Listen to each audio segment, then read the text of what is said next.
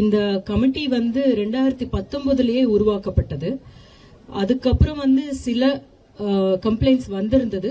அதை நாங்க வந்து தீர்த்தும் வச்சிருக்கோம். அது ஏன் உங்களுக்கு யாருக்குமே தெரியாது அப்படின்னா, அதனுடைய தன்மையே அதுதான். அனானிமிட்டி, யாருக்கும் தெரியக்கூடாது அப்படின்றதுதான் அதனுடைய தன்மையே. அது வந்து மீடியாக்கு முன்னாடி வந்து சொன்னாதான் நாங்க இந்த புகார்கள் எல்லாமே நாங்க சரி பண்ணிட்டு இருக்கோம், ஹேண்டில் பண்ணிட்டு இருக்கோம் அப்படின்னு கிடையாதுங்க. ஆனா இப்போ வந்து ஒரு மிகப்பெரிய பூதாகாரமாயிட்டு இருக்கிற இந்த நேரத்துல இன்னும் கொஞ்சம் தீவிரப்படுத்தணும், தீவிரமான ரொம்ப ஸ்ட்ரிக்டான விஷயங்களை நம்ம வந்து கையில் எடுக்கணும் அப்படின்றது நாங்க வந்து தீர்மானிச்சிருக்கோம். இதுல நடிகர்கள் மட்டும் கிடையாது. எல்லா இப்போ வந்து பாஷ் அப்படின்னு இருக்கும், சில கார்பரேட் இதா இருக்கட்டும், எந்த தொழிற்சாலையில இருக்கட்டும், அதுல வந்து prevention of these sexual atrocities அப்படின்றதுதான். அந்த பிரிவென்டிவான நடவடிக்கைகள் நாம என்ன எடுக்கலாம் அப்படின்னு கூடி ஆலோசிச்சது நாங்க மட்டும் கிடையாது. வழக்கறிஞர்கள் சுதா ராமலிங்கம், அதன் பிறகு இன்னொரு 2-3 பேரை நாங்க வந்து கேட்டுக்கிட்டு இருக்கோம். அப்புறம் கவுன்சிலர்ஸ், அதுக்கப்புறம் என்ஜிஓ சார்ந்தவங்க, அதாவது ஜெண்டர் இஷ்யூஸ் ஹேண்டில் பண்ணிட்டு இருக்காங்க இல்லையா, என்ஜிஓஸ் சார்ந்தவங்க, இவங்க எல்லாரும் சேர்ந்துதான் இந்த கமிட்டியில இருக்கும். அப்ப எங்களுக்கு ஒரு புகார் கொடுக்கறதுக்கு ஒரு நம்பரையும் அனுப்ப போறோம். அதே மாதிரி வந்து இமெயில் ஐடியும் உருவாக்கி இருக்கோம். இது வந்து இந்த நம்ம சங்கத்துல இருக்கிற உறுப்பினர்களுக்கு எல்லாருக்குமே அனுப்பப்படும். மிக முக்கியமாக பெண் உறுப்பினர்களுக்கு அனுப்பப்படும். உடனடியாக நீங்க வந்து இந்த நம்பருக்கு தெரிவிச்சீங்கன்னா அதை எடுத்துக்கிட்டு ஃபர்ஸ்ட் வந்து உங்களுக்கு உதவுறதுக்கு நாங்க இருக்கோம் அப்படின்றத தெரிவிச்சுக்கிறோம். சோ இந்த பிரஸ் மீட் மூலமாக கூட, உங்கள் மூலமாக கூட இத பாத்துக்கிட்டு இருக்கிற நடிகர் சங்கத்துல இருக்கிற பெண் உறுப்பினர்கள் அனைவருக்குமே என்னுடைய வேண்டுகோள் என்னவா இருக்குன்னா, உங்களுக்கு ஒரு குறுஞ்செய்தி வரும். அந்த நம்பருக்கோ இல்லைன்னா இமெயில் ஐடிக்கோ நீங்க உடனடியா புகார் அளிக்கலாம். தைரியமா இருங்க. உங்களை அந்த மாதிரியான ஒரு எந்த விதமான அத்துமீறலையும் நீங்க சகிச்சுக்க வேண்டியது இல்லை. இதன் மூலமாக நான் சொல்றேன். அதுக்கப்புறம் இது ஆக்ஷன் எப்படி எடுக்க போறோம் அப்படின்றது வந்து நாங்க அந்த ஒரு தீர்மானங்கள்ல நீங்க உங்களுக்கு ஏற்கனவே சொல்லியிருக்கோம்.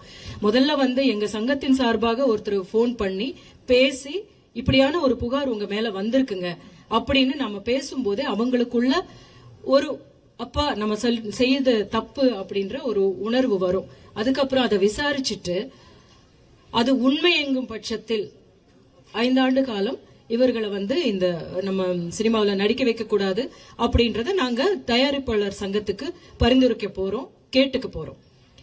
ஆனா சங்கம் உங்க பின்னாடி இருக்கு அப்படின்னு எல்லா பெண் நடிகர்களுக்கும் நாங்க இங்க இதன் மூலமா சொல்லிட்டு இருக்கோம். நீங்க பயப்படாம, எதுக்குமே நீங்க பயப்பட தேவையில்லை. உடனடியா புகார் அளிச்சீங்கன்னா ஆக்ஷன் எடுக்கப்படும்.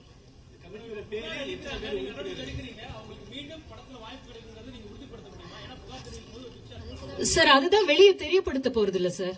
இப்ப எங்களுக்கு வந்து புகார் ஏற்கனவே வந்திருக்கு இல்லீங்களா, அந்த புகார்கள் வந்து உங்களுக்கு தெரியாது இல்லையா? இல்ல அவங்க எல்லாம் நடிச்சுக்கிட்டே இருக்காங்க. இப்ப வந்து நிறைய பேருக்கு மேல வந்து புகார் வந்திருக்கு. அதுக்கு நாம ஒண்ணுமே சொல்லாம இருந்துட்டாலும் நம்ம அப்படி இருக்க கூடாது. சமூகத்துல இருக்கிற எந்த பெண்ணும் அந்த மாதிரியான ஒரு பயத்தோட இருக்கக்கூடாது அப்படின்றதுதான். சோ நம்ம என்ன செய்யறோம்னா, அவங்க எல்லாம் நடிச்சுக்கிட்டும் இருக்காங்க, புகார் அளிச்சிருக்காங்க, நாம வந்து ஒரு நடவடிக்கை எடுத்திருக்கோம், அவங்களுக்கு வந்து எல்லாம் சொல்லியிருக்கோம். அந்த பேரு சொல்லணுமான்னு தெரியல, வேண்டாம், பேர் சொல்ல வேண்டாம் இப்போ. அப்ப அதனால வந்து அவங்க நடிக்காம இருந்ததே கிடையாது. அதனால அத சொல்லி பயமுறுத்த வேண்டாம் அப்படின்றத நம்மளும் சொல்ல வேண்டாம் இல்லையா?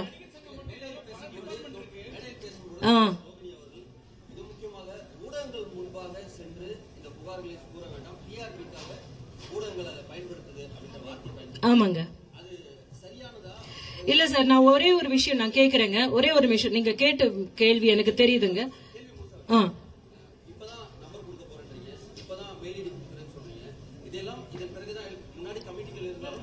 நம்பர் ஏற்கனவே கொடுத்திருக்கு சார்.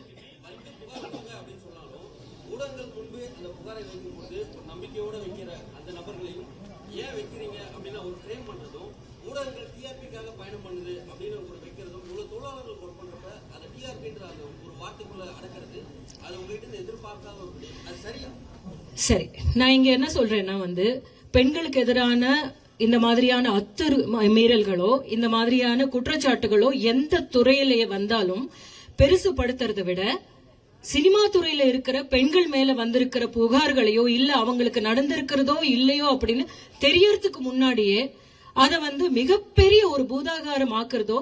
ஏன்னா சென்சேஷனலிசம் அப்படின்றது சினிமா நடிகர்களுடைய பெயர்கள் வந்தால் மட்டும்தான் அதிகமா ஆகுது அப்படின்றதுனால மிகப்பெரிய அருவருக்கத்தக்க விதத்துல வந்து எங்க பெண்களை பத்தி நடிகர்களை பத்தி உட்கார்ந்து பேசிக்கிட்டு இருக்கிறதும் இத வந்து எங்களுக்கு எவ்வளவு புண்படும் அப்படின்றது உங்களுக்கு தெரியல. ஏன்னா வந்து எத்தனையோ பிரச்சனைகள் நடந்துட்டு இருக்கு. இப்ப வந்து கிருஷ்ணகிரியில 13 வயசு பெண்கள் இருக்கு, 13 பேரை வந்து மிகப்பெரிய அத்துமீறல் ரேப் நடந்திருக்கு. அத வந்து சென்சேஷனலைஸ் பண்றதுக்கு ஆனா அந்த இடத்துக்கு நம்ம போக கூடாது. போகிறத விட இங்க வந்து புகார் அளிக்காமல் இத வந்து எத்தனையோ வருஷங்களுக்கு முன்னாடி நடந்தது அப்படின்னு பேசுறத திரும்ப திரும்ப திரும்ப திரும்ப திரும்ப திரும்ப எல்லா நிகழ்ச்சிகள்லயும் எல்லா ஊடகங்களையுமே போடுறதுக்கான காரணம் என்ன? ஏன்னா இங்க சினிமாக்காரங்களை பத்தி பேசினா மட்டும்தான் அதிகமாக உங்களுக்கு வந்து பார்வையாளர்கள் இருக்காங்க அப்படின்றது நீங்களும் ஒத்துக்கிட்டு தான் ஆகணும். இப்போ நான் என்ன சொல்றேன் இப்போ வந்து உங்ககிட்ட வந்து எந்த ஊடகத்துக்கு முன்னாடி வந்து பேசிக்கிட்டு இருக்கிறவங்க கூட அவங்க அந்த காலத்துல புகார் அளிச்சாங்களா அப்படின்னு நம்ம கேட்கணும். இப்போ நாம என்ன சொல்றோம்னா இப்போ நம்ம கிட்ட இந்த ரூல்ஸ் ரொம்ப ஸ்ட்ரிஞ்சன்ட் ரூல்ஸ் இருக்கு அப்படின்னு ஒரு தைரியம் கொடுக்க வேண்டிய இடத்துக்கு கொடுத்திருக்கிற இடத்துக்கு நடிகர் சங்கம் மட்டும்தாங்க போயிருக்கு. வேற எந்த துறையிலுமே வந்து இந்த மாதிரியான ஒரு தீர்மானங்கள் எடுத்திருக்கா அப்படின்னு நீங்க பாருங்களேன். பார்வையாளர்களுக்கும் வந்து எங்க மேல வந்து எதையாவது சொன்னா பாக்குறதுக்கு தான் இன்ட்ரெஸ்டடா இருக்காங்க. அது வந்து கஷ்டமா இருக்கு எங்களுக்கு. இது போன்று முக்கிய நிகழ்வுகள், அரசியல் தகவல்களை ஆழமாகவும் மாறுபட்ட கோணத்திலும் அறிந்து கொள்ள மறக்காமல் உங்கள் IND தமிழ் 24/7 பக்கத்தை பின்பற்றிக் கொள்ளவும். உங்கள் ஒவ்வொரு ஆதரவும் இது போன்று பல நிகழ்வுகளின் பின்னணியை அறிய உதவும்.